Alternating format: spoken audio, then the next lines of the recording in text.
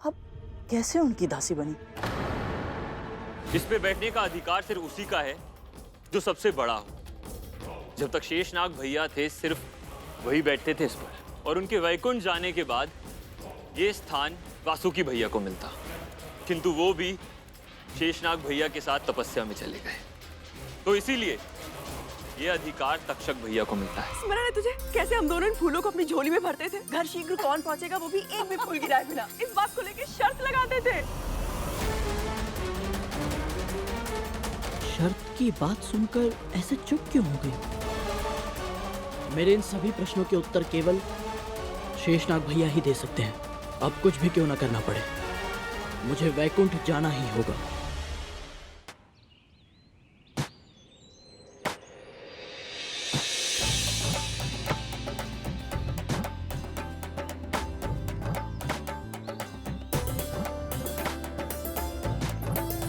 ये क्या कर रहा है और क्या हाल बना लिया है अपना?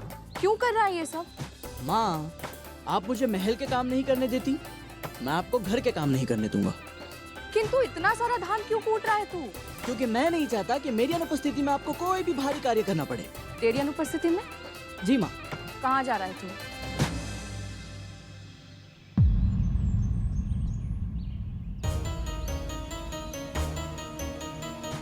गरुड़, मुझसे छुपा रहा है तू? बता क्या चल रहा है तेरे मन में?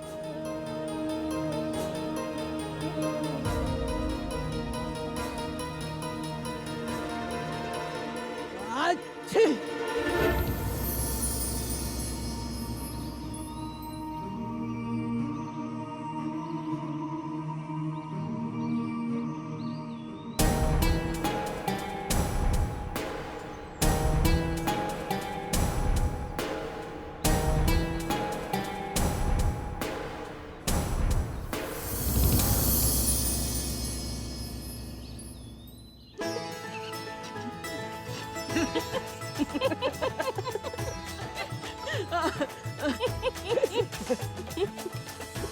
एक क्षण माँ। माँ, मुझे क्षमा करना। आज तक तो धूमल को कहते सुना था मैंने, कोई बड़ा संकट मोल लिया था तूने उनके लिए। अच्छा वो माँ, कोई विशेष बात नहीं थी। वो तो माणक पर्वत है ना, उसके पीछे उनकी गेंद चली गई थी तो मैं ले आया। माणक पर्वत से? मणिया नहीं, रक्त पिपासु चट्टाने हैं वहाँ। मायावी शक्ति का वास है।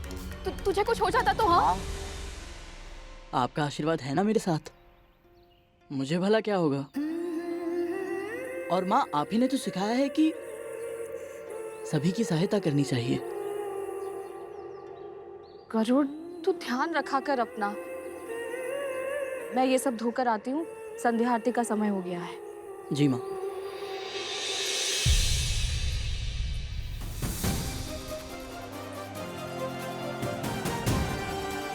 माँ से कुछ छुपाना वैसे भी कठिन है, ऊपर से ऐसी मूर्खता करूंगा तो माँ को मेरे मन की बात अवश्य ही पता चल जाएगी। फिर शेषनाग भैया से मिलने वैकुंठ जाना तो दूर, माँ मुझे घर से बाहर तक नहीं जाने देंगी।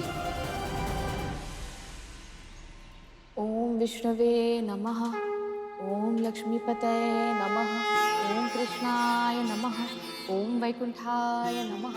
वैकुंठाय नमः? विष्णवे नमः, ओम लक्ष्मीपतये नमः, ओम कृष्णाय नमः, ओम वैकुंठाय नमः, ओम विष्णवे नमः, ओम लक्ष्मीपतये नमः, ओम कृष्णाय नमः, ओम वैकुंठाय नमः।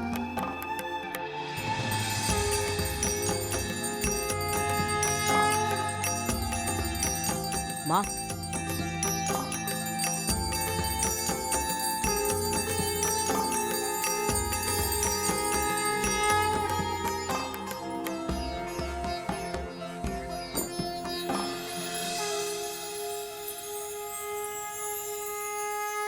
आयुष्मान भव।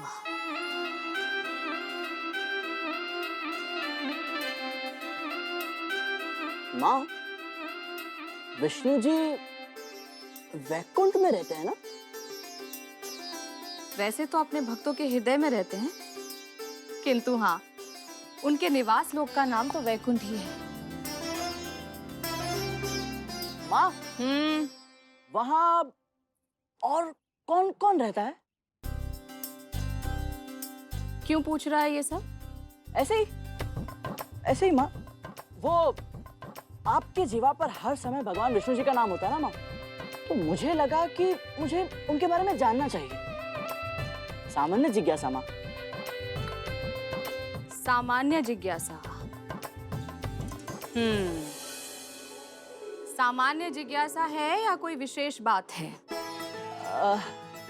विशेष बात क्या हो सकती है माँ? माँ, मेरे मस्तिष्क में तो आठों प्रहर केवल एक ही बात चलती है। मैं ऐसा क्या करूं जिससे आप और अधिक प्रसन्न हो? क्योंकि आप विष्णु जी का नाम हर समय लेती है, उसमें मग्न रहती है माँ, तो मुझे लगा मुझे उनकी और उनके मार्ग पर चलना चाहिए। बड़ा समझदार हो गया है मेरा पुत्र। वैकुंठ प्रभु विष्णु और देवी श्री लक्ष्मी का निवास स्थान है। केवल वही जीवात्माएं वहां प्रवेश कर सकती हैं जिन्होंने जन्म जन्मांतर तक प्रभु की भक्ति और सेवा शुद्ध हृदय से की हो, शुभ कर्म किए हों।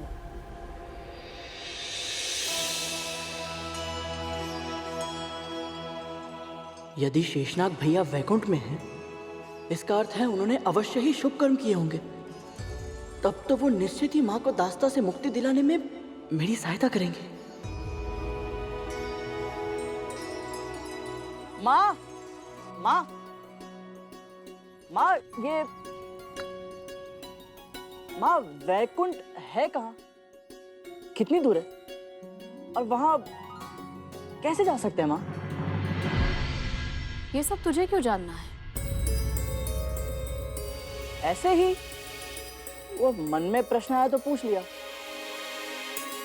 और माँ, जब से आपने मुझे अपने अतीत के बारे में पूछने से मना किया है ना, मस्तिष्क में कुछ ना कुछ चलते ही रहता है। अब आपको नहीं बताना तो रहने दीजिए।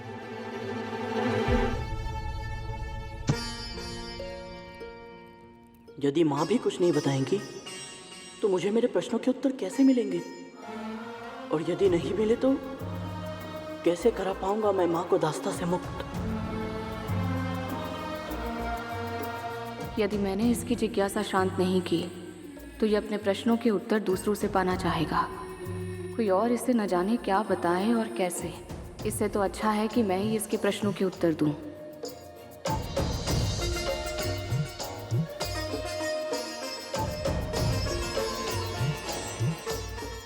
गरुड़,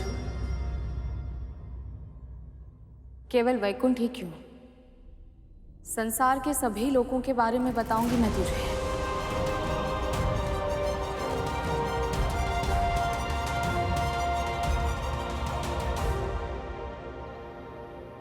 इस पूरे ब्रह्मांड में कुल 14 लोक हैं। हमारी पृथ्वी को मिलाकर 7 लोक ऊपर और 7 लोक हमसे नीचे हैं। ऊपर के लोकों को ऊर्ध्वलोक और नीचे के लोकों को अधोलोक कहा जाता है।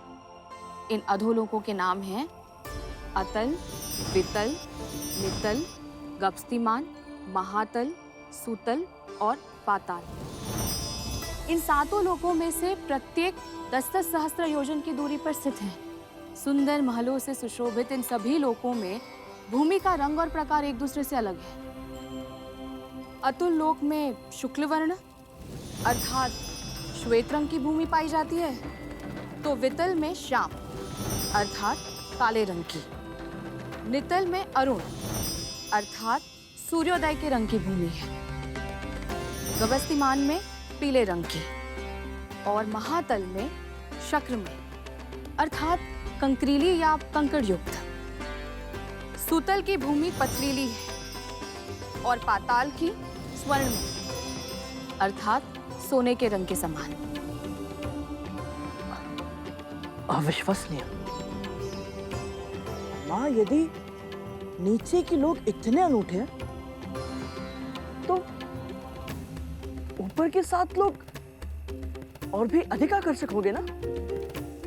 एक तो यही लोक है हमारा भूलोक। यहाँ मनुष्य आसानी से अपना विचरण कर सकते हैं और यहाँ से पृथ्वी से अंतरिक्ष तक का क्षेत्र जिसे भूवरलोक कहते हैं, और फिर सूर्य से लेकर ध्रुव मंडल तक का प्रदेश स्वर्गलोक कहलाता है। इन तीनों लोकों को अर्थात भू, भूव, स्व को त्रिलोक या त्रिभुवन के नाम से भी पुकारा जाता है। त्रिभुवन से 1 कोटि योजन ऊपर स्थित है महरलोक। उससे 2 कोटि योजन ऊपर है जनलोक, और वहां से 8 कोटि योजन ऊपर जो लोक है उसे तपोलोक कहते हैं, और तपोलोक से 12 कोटि योजन ऊपर है सत्यलोक, जो ब्रह्मलोक भी कहलाता है।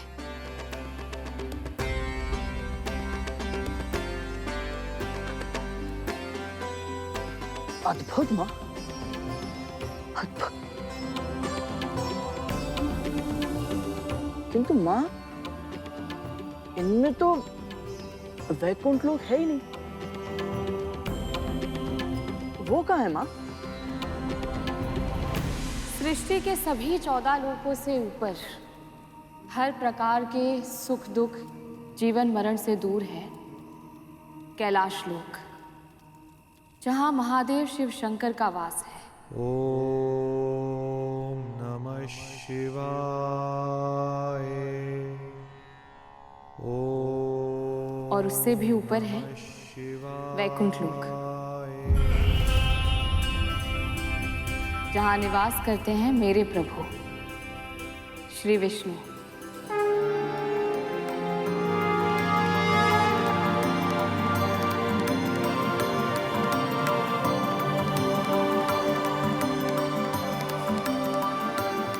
वैकुंठ का रास्ता संभवतः माँ को पता होगा।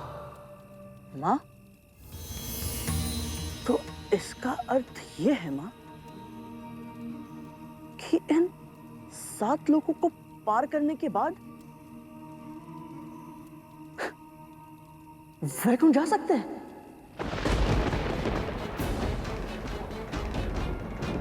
है ना माँ? नहीं गरुड़, वैकुंठ में बिना अनुमति कोई प्रवेश नहीं कर सकता, और जो ऐसा करने का प्रयास भी करता है वो उसी क्षण अपने प्राण गंवा देता है।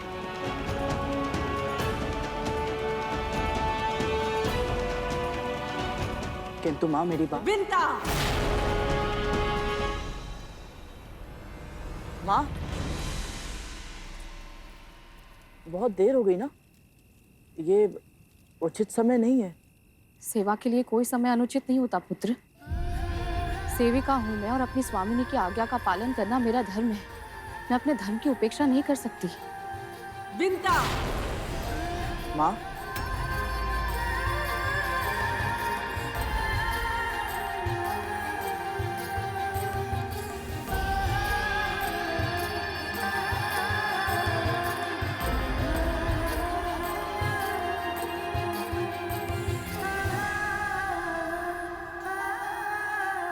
क्या हुआ?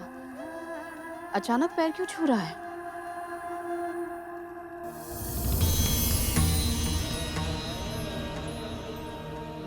आशीर्वाद दीजिए माँ कि मैं आपके आदर्शों को सदैव स्मरण रख पाऊं, क्योंकि यदि मैं आपके संस्कारों को भूल गया माँ, तो मैं अपने उद्देश्यों में सफल कैसे हो पाऊंगा? मेरी डांट से भावुक हो गया है? तूने ही तो कहा था कि माँ का आशीर्वाद सदैव अपने पुत्र के साथ होता है। चिंता मत कर, तुझे अपने संस्कार सदैव स्मरण रहेंगे और तू अपने प्रत्येक उद्देश्य में पूरी तरह सफल होगा।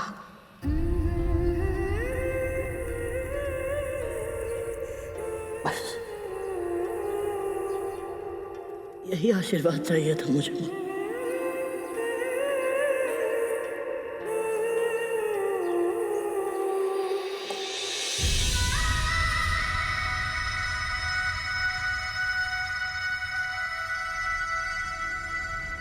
विंता, सुनाई नहीं देता?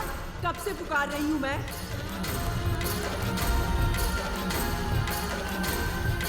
विंता,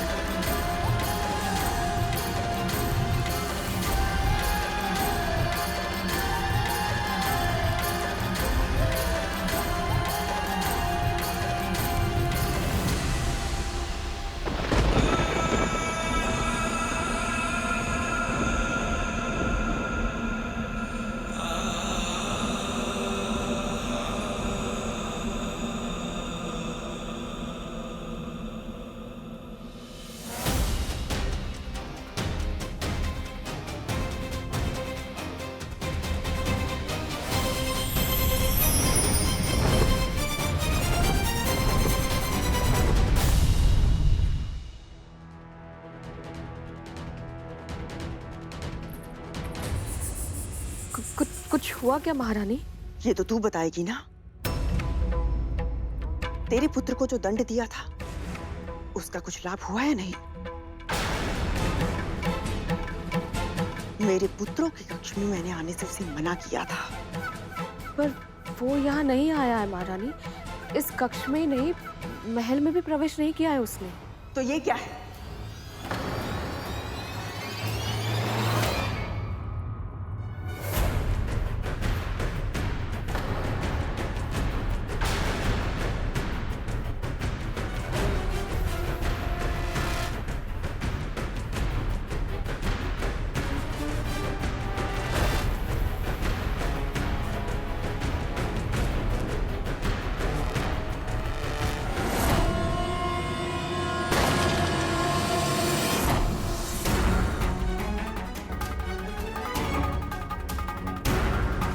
अपने पुत्र को बचाने के लिए असत्य कह रही है ये माँ।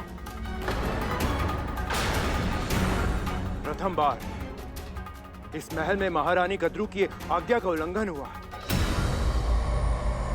इस विष के पौधे को वृक्ष बनने से पहले पहले सुखाना होगा। ऐसा दंड देना होगा इस गरुड़ को, ताकि भविष्य में जब जब ये आज की रात का स्मरण करे, भय से सिहर उठे।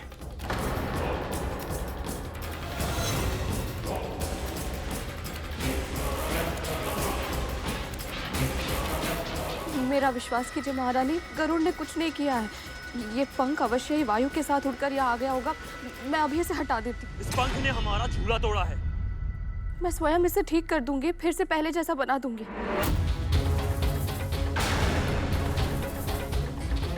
अपने पुत्र को नियंत्रण में रखना सीख। आज मेरे पास इस बात का प्रमाण नहीं है कि गरुड़ यहाँ आया था या नहीं, किंतु अगली बार ऐसा कुछ हुआ तो प्रमाण नहीं, परिणाम देखेगी।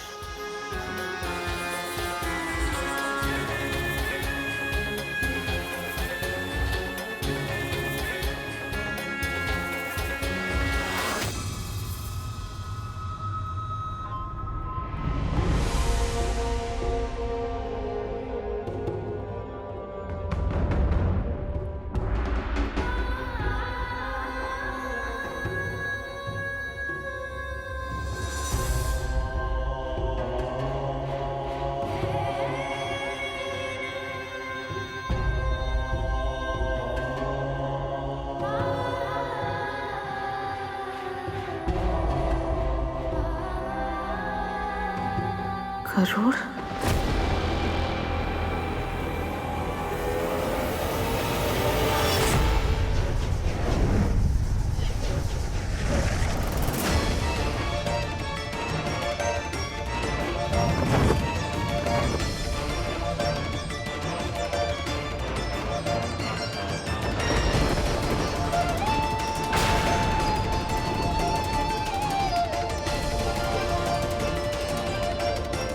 माँ, वैकुंठ है कहाँ?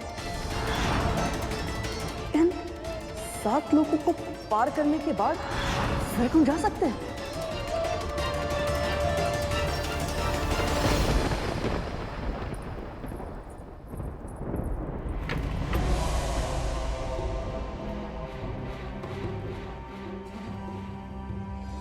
मैं नहीं चाहता कि मेरी अनुपस्थिति में आपको कोई भी भारी कार्य करना पड़े। कहाँ जा रहा है तू?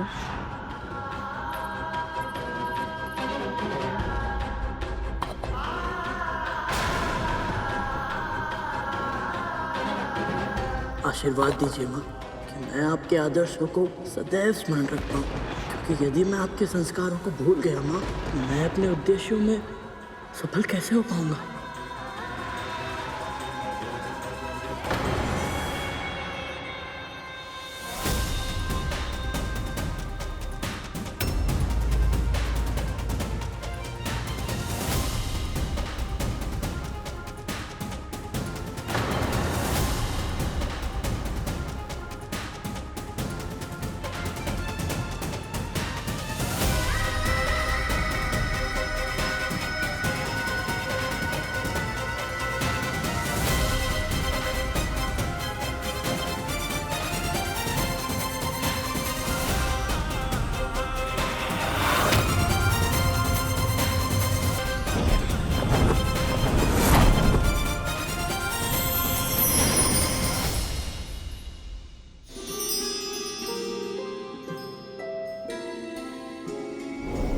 उत्तर की दिशा में सर्वाधिक चमकने वाला तारा है ध्रुव तारा। भगवान विष्णु के सबसे बड़े भक्तों में से एक श्री ध्रुव के नाम पर रखा गया है इसका नाम। वो देख,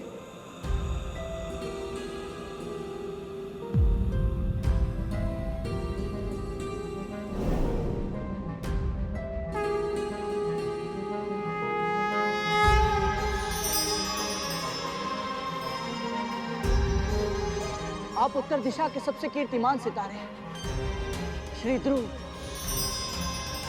इस अथाह ब्रह्मांड में जब भी कोई खो जाता है, वो आपको देखकर अपनी दिशा फिर से पा लेता है।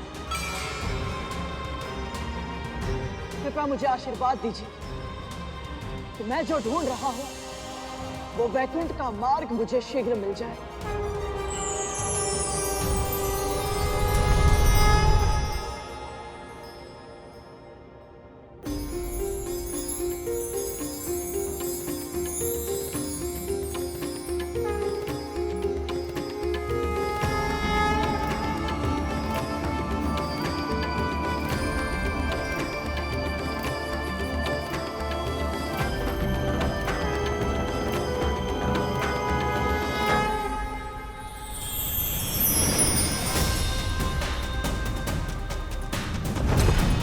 गरुड़, कहाँ है तू? कहाँ है तू? आज आपकी पुकार का उत्तर नहीं दे सकता मैं मां। मुझे क्षमा करना। मुझे आपको बिना बताए वैकुंठ जाना पड़ा, पर मेरे पास और कोई विकल्प नहीं था मां।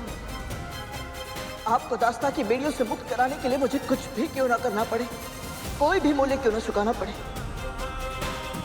मैं आपको अवश्य मुक्त कराऊंगा। ये मेरा प्रण है।